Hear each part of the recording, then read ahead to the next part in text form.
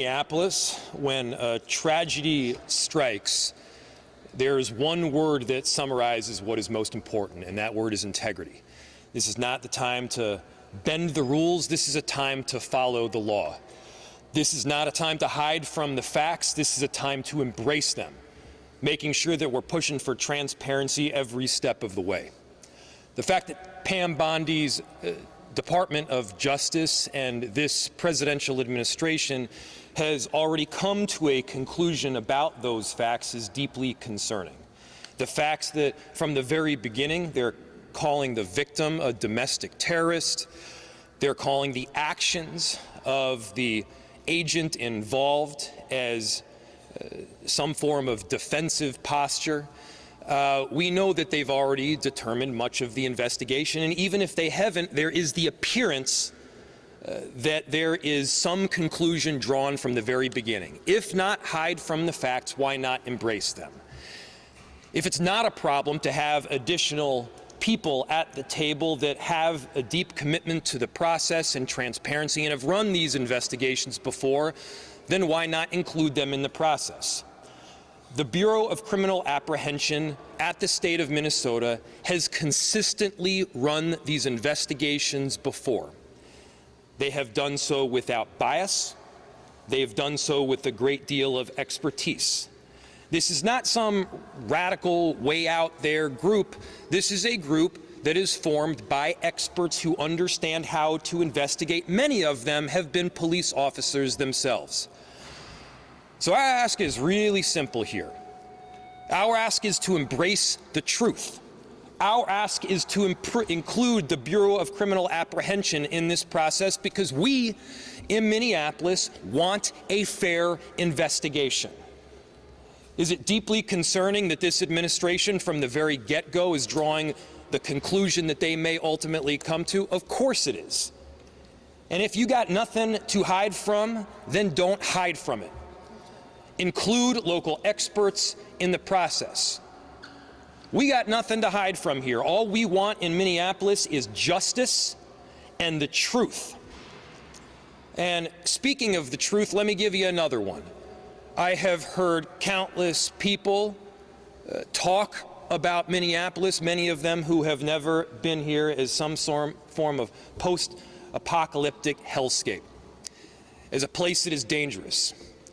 Well, let me give you a statistic. 50% of the shootings that have happened thus far in Minneapolis this year have been ICE.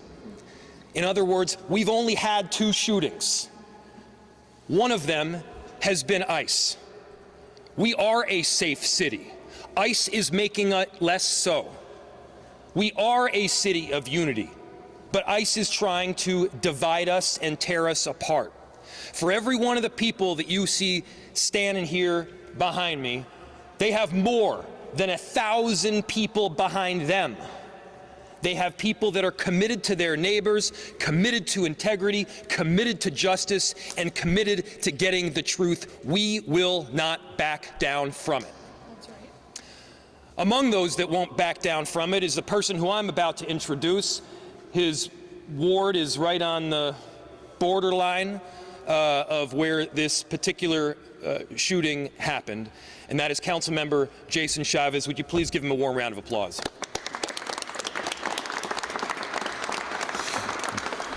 Good morning. My name is Jason Chavez, and I have the privilege of representing Ward 9 on the Minneapolis City Council, where ICE murdered Renee Good.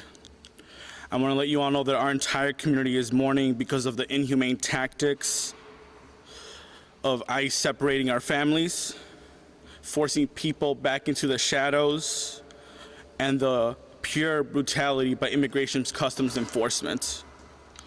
The videos that we have all seen, yourself included, does not match the false narrative from the federal government. In fact, you could hear the words, "I am pulling out," moments before ICE decided to take the life of Renee Good. She was a mother, a wife, and a beloved community member, not a domestic terrorist. I'm calling on Trump's FBI to allow the Minnesota BCA to have access to all the information so an independent investigation can occur. It is important and critical to our community to have a sense of trust in this process by having an independent investigation to present to the county attorney so that adequate charges can be made. But most importantly, I am here on behalf of my entire community, echoing the calls to arrest, to prosecute and fire this ICE agent who murdered Renee Good, and to hold those accountable complicit in this crime. What has descended upon Minneapolis and in this state is not the American dream. It is not what the American dream is about. Our immigrant neighbors are here to work. They're here to provide for their family and to achieve prosperity. Instead, what we are seeing in Minneapolis and across this state is ICE kidnapping our family, following folks driving to work and kidnapping them, following people as they're heading to school or to the daycare, picking up our immigrant neighbors from bus stops. While neighbors are struggling to afford groceries, they're picking them there as well. I've personally been on the streets since this first happened, and I've seen too many ICE agents kidnap our neighbors from their cars. And to that, we're always going to condemn it. And as we continue to ask for justice for Renee Good, we're going to ask our community members to stay on alert.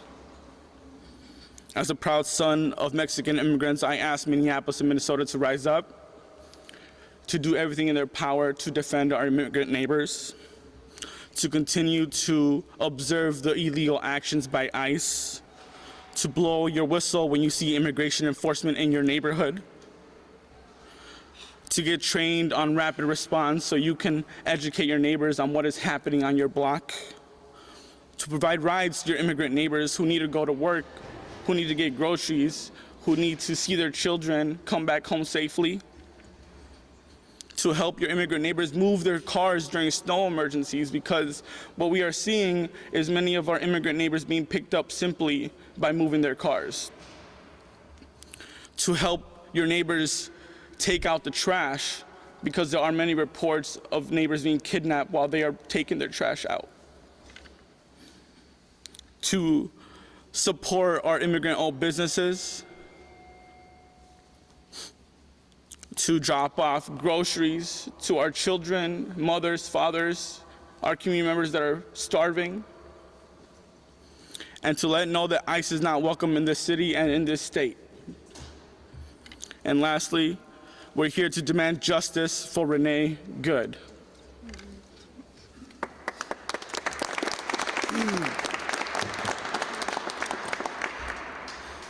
My name is Aisha Gomez. I serve as the state representative for District 62A, the south side of Minneapolis, where our beloved community member was murdered this week. I'm so grateful to Councilmember Chavez for explaining this moment to us and calling on us as a community into this struggle that our neighbors are facing. With respect to the investigation into this shooting, there's really only one question in front of us. Are we going to design a process that's legitimate or not? In 2020, the state legislature created the Force Investigations Unit after the murder of George Floyd, which happened right around the corner, 7 or 8 blocks away from where Renee Good was murdered. This unit was established after a long process of looking into what are the best practices when there is an officer-involved shooting. We learned a lot about this in 2020 in Minneapolis, unfortunately. One of the things that we learned is that if you actually are interested in public safety, if you actually are interested in the legitimacy of a law enforcement force in your community, then you must be invested in accountability, in transparency, and in fair investigations when bad things happen. That's right. And so that's the question in front of us. Do we want a legitimate investigation, that pulls in the professionals of the Minnesota Bureau of Criminal Apprehension who are trained to do this, who have done this over and over, who have the kind of local connections and local legitimacy that the FBI could just never have because they don't have that kind of presence here? Or are we going to have a discredited farce of an investigation? And so as a group of elected representatives who are deeply invested in the safety of our community, and thus in the legitimacy of these processes, we call on the FBI to share the evidence with the Force Investigations Unit at the BCA and have this be a legitimate and trusted investigation. Thank you.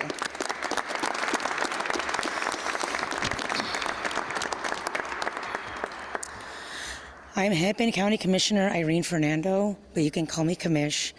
I use she, her pronouns, and I'm a very, very proud child of immigrants. I'm the youngest woman to ever serve on the Hennepin County Board. I'm the first Filipino American elected in the state, and I'm Hennepin's first board chair of color in our 174-year history. My heart is grieving for Renee and her family. This is an unimaginable and preventable loss. I honor Renee's humanity and life, and I acknowledge the deep pain felt by her loved ones and neighbors. The taxpayer-funded actions and harm we are experiencing right now are inhumane, unlawful, and unconstitutional. United States due process means that justice is pursued through legal action, credible investigation, and courts, not through guns, murder, and violence on our streets. There's jarring footage that show ICE agents stage at elementary school bus stops and going door to door. Often agents are unwilling to provide a badge number, a warrant, or any legal documentation. This is a terrifying reality for Minnesotans since we are still grieving Speaker Hortman's assassination due to the impersonation of a police officer at her doorstep.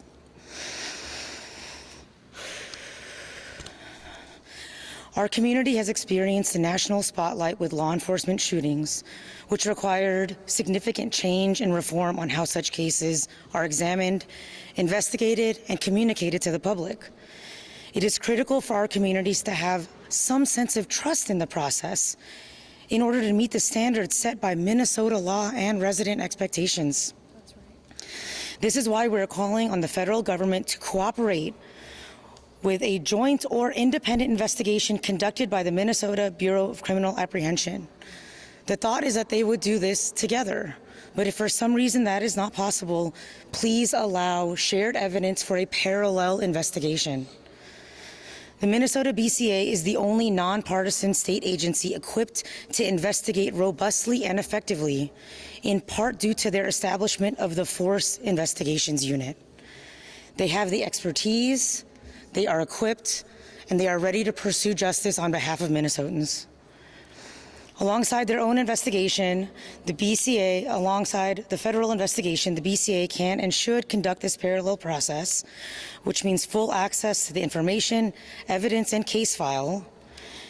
Because in Minnesota, we expect that investigations are completed by the BCA to then get reviewed by the county attorney to determine if the use of force was appropriate or not.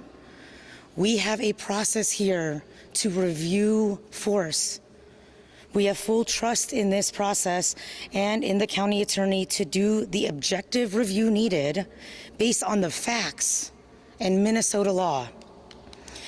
The idea that our federal government would not fully cooperate with the BCA in an investigation creates even more mistrust among our community members because we know federal investigations are very rarely released to the public. Our justice system and we are here together to ask for and request full cooperation by the FBI and the U.S. Attorney's Office to provide full access to the BCA so they can conduct a thorough, complete, and independent investigation to determine if the use of force was justified or requires additional accountability. Last and certainly not least, just directly to residents, our neighbors, our friends, our family members, our coworkers, our kids. I am very, very proud of our unrelenting courage, compassionate caregiving, and a fierce resilience towards justice. It feels very hopeful and very fearful, but together we can and must resist the urge to give in to the numbness that comes from this type of attention. Because numbing our pain might also numb our shared humanity. And it is only through the collective wisdom in our bodies and ancestral storylines that we will get through to the other side of this. Together, we come from powerful, loving, and resourceful stories. Our cultures and ancestors have found ways to construct creativity from pain, joy from fear, and hope from oppression, and we will do so again today. Ultimately, I do believe that our shared humanity and love for one another will prevail, but that only occurs when we all rise with one another. Leading with integrity, caring for one another with dignity, and fighting for our shared humanity without apology. I and we remain in this fight with you, speaking our truths and leading towards accountability and justice. Thank you.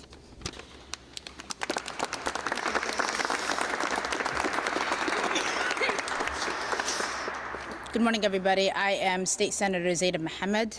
I think I speak on all of my colleagues, especially colleagues in the Senate, when I say we are here on behalf of Renee Nicole Goode, a beloved wife, mom, daughter, and neighbor who was needlessly and brutally taken from us in Minneapolis streets on Wednesday morning. That night, thousands of us gathered at the site to grieve the loss and to mourn Renee and to rally for justice. Everything I have learned about Renee, about her humanity and compassion, tells me she would have been there with us, speaking truth to power and turning pain into poetry. This federal government has given us too many reasons to not trust them to do the right thing. There are thousands of agents were sent here under a false pretense in the minutes after an agent, and the minutes after an agent's shot, they refused to render aid. And their leaders have used every opportunity since this tragedy to lie about the facts, to lie about Renee, and to blame her for her own murder. There were many witnesses to Renee's murder, and the horrific videos we have seen make us all witnesses. This was a crime in broad daylight, and the attempt to cover it up is another. Renee is owed the same rights we promised to every American: due process, respect, and truth. We know what we saw, and everything short of a full and an honest investigation is an insult to her memory. Everything she stood for, and everything we stand for as Americans. At 10 o'clock today, we will honor the life and legacy of Renee Nicole Goode with a moment of silence. Every moment before that and every moment after that, we will honor Renee by remembering our neighbor and calling for justice at the top of our lungs. And with that, we will take questions.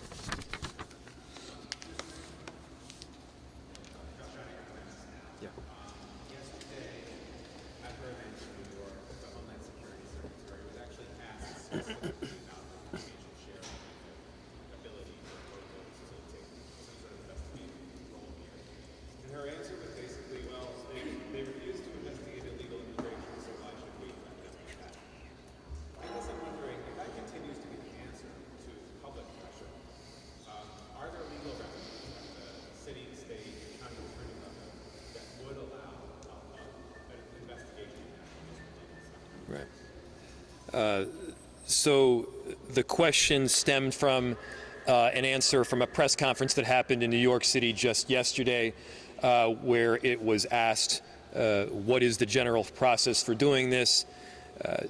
Are there legal remedies that are available at the city, county, state level, et cetera, where we would have the ability to move forward with either some form of investigation or prosecution?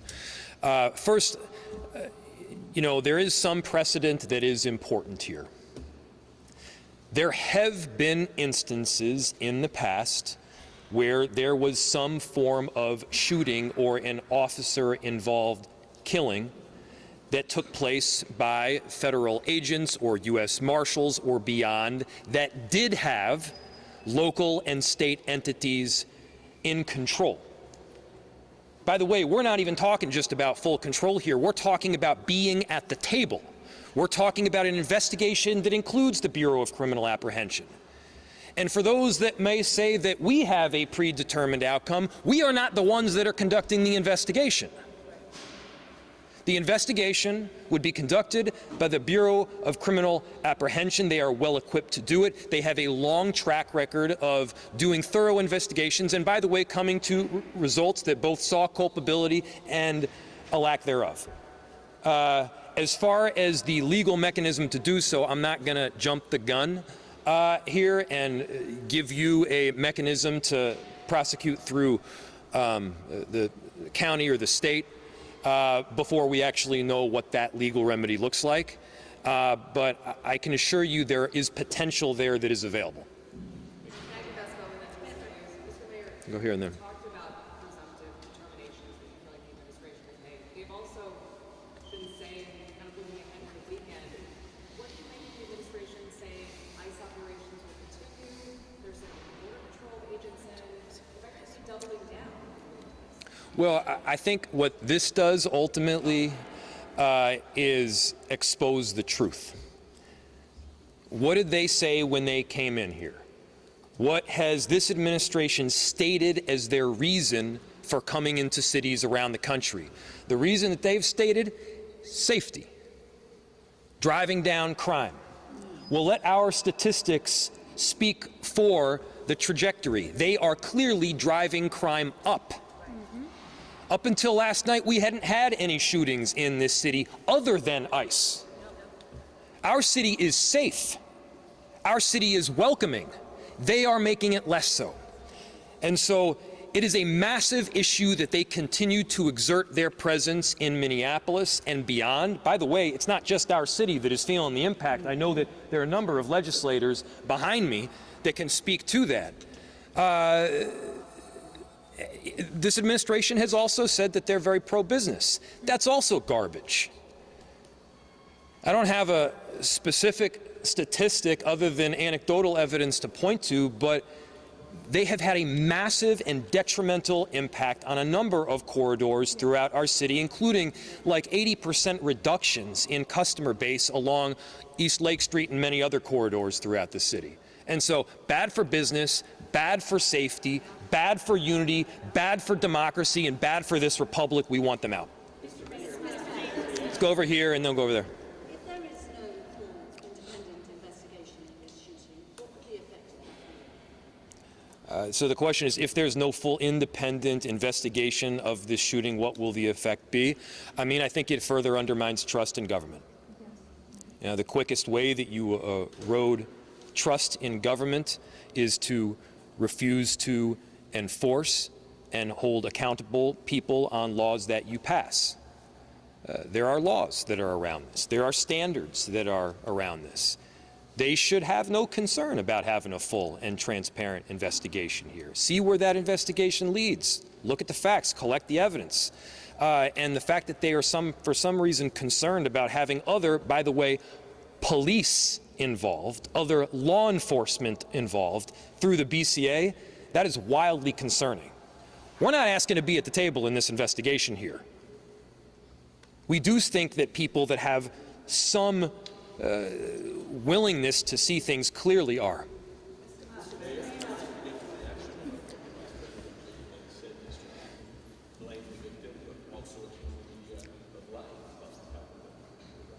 Well, I think we got to get to a point here where we're not trusting everything that they're saying, and I think you guys they're there at this point. I mean, I think he also asserted that because you work at the federal government that you somehow have absolute immunity from committing crimes.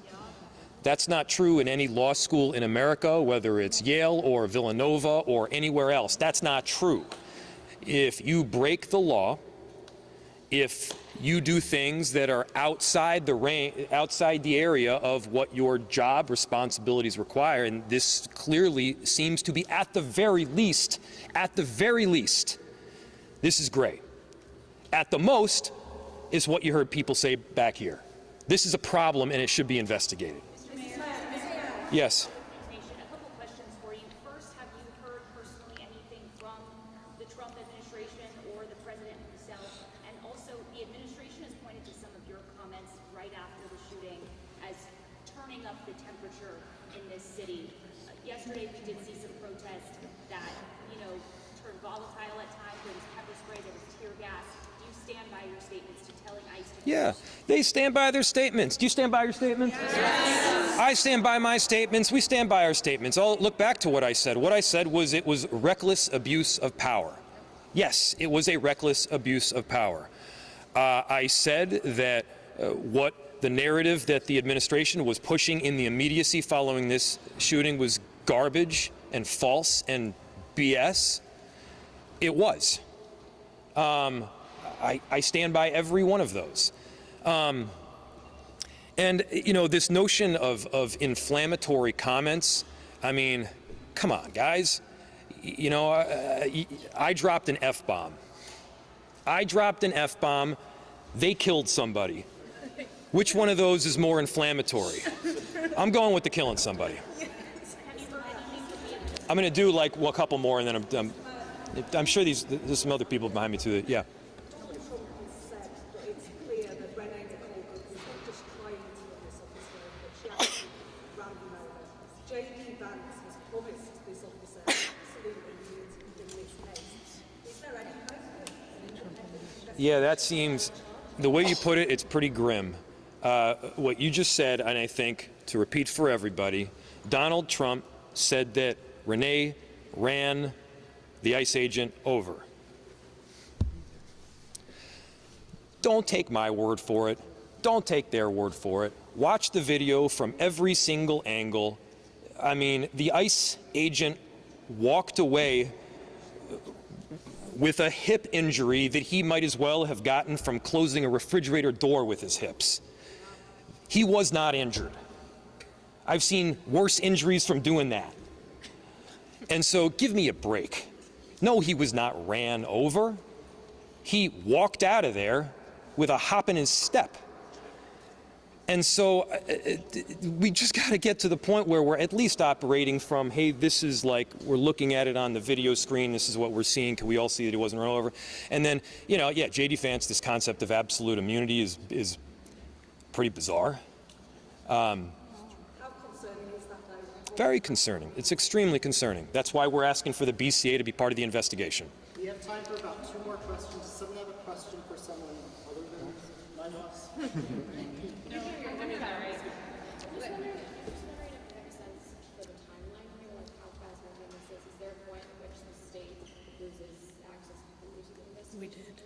Do you want to answer that? I don't know the exact timeline, but I imagine the answer is yes. Go for it. Jamie Long, State Representative, Minneapolis Representative.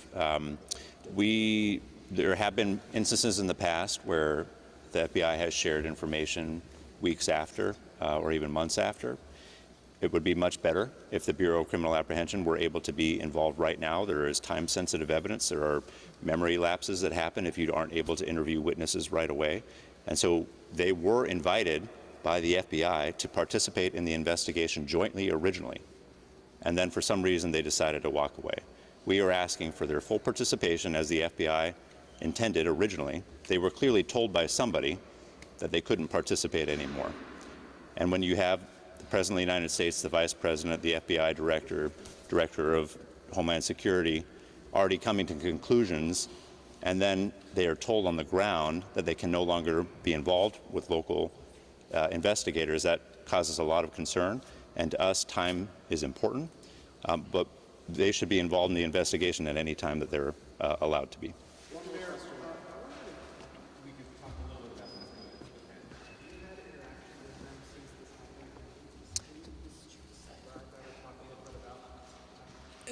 So the question is whether I can talk or describe about interactions with Ms. Good and who she was as a person, it would be completely inappropriate for me to do so because there are other people that really knew her, and I did not.